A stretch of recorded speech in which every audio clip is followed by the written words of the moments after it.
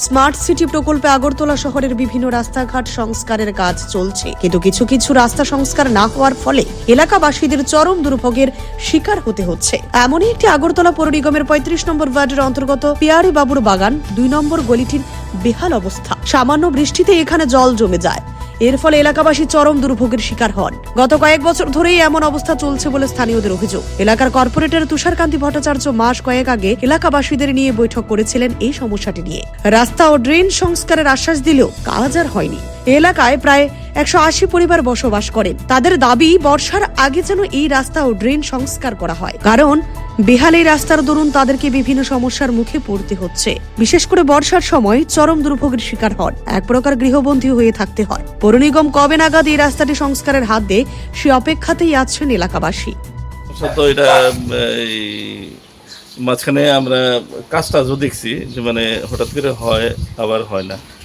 আবার এদিকে এই যে গলিটা আছে, এই গলিটার সমস্যা একটাই যে আপনার ওই সামনের গলিটার চাইতো এটা একটু ঢালু, তো যে কোনো বৃষ্টি হইলে হালকা হইলে এটা অটোমেটিক্যালি এই জলটা এখানে করে স্ট্যাগনেট হয়ে যায়। আর বিশেষ করে রাস্তার হাল তো খুব খারাপ, এটা আপ ডাউন করে আর বড় বড় ইঁদুর আছে, এই সব কিছু গাঁথা করে দিচ্ছে। কিন্তু ওই রিসেন্টলি যে জলটা হয়েছে এটা তো প্রত্যেকের ঘরে গ্যাসের জল ঢুকে গেছে গিয়া, স্ট্যাগনেট হয়ে গেছে গিয়া। তো বয়স্ক আছে, আছে, এমনি গাড়ি ঘোড়া আইতে পারে না। একটাই রাস্তাটাই যা মানে এরকম যে ঢালু হয়ে রয়েছে, আর গাড়ি ঢুকানো যায় না। বিশেষ করে পেশেন্ট নিয়ে যেতে আমাদের ওই বড় রাস্তার থেকে মানে স্ট্রেচারে করে নিয়ে আসতে হয়। তো রাস্তাটা ঠিক হলে মানে সুবিধা হতো। আর জল ঢোকাটা তো এটা সব বাড়িরই কি কষ্ট। আপনার কাউন্সিলর জানাচ্ছেন?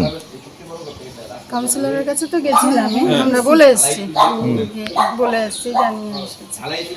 ঠিক আছে, এই জন্য তাড়াতাড়ি ব্যবস্থা করলে ওই জল ঢুকাটা যে এইটাই, আর রাস্তাটা উঁচু করে দিলে, ড্রেনটা একটু উঁচু হলে, এই যে বোঝাই হয়ে থাকে, তো বৃষ্টি হলেই অটোমেটিক জলটা ঢুকে। কতদিন ধরে এই সমস্যা চলছে? কতদিন ধরে?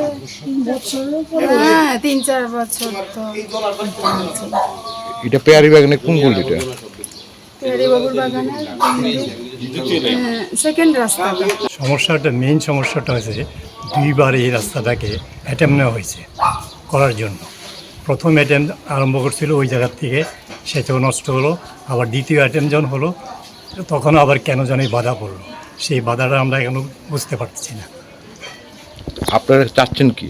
আমরা চাচ্ছি যে সহসাই যাতে রাস্তাটা হয়, বিশেষ করে দ্বিতীয় গলিটা, পেয়ারিবাবুর বাগানের যে দ্বিতীয় গলিটা, এটা সবচেয়ে ডেঞ্জারাস স্থান হয়ে গেছে। এখানে প্রায়ই কিন্তু অ্যাক্সিডেন্ট হচ্ছে এবং আমরাও যে কোনো পেশেন্ট বা কিছু নিয়ে বেরোতে পারছি না।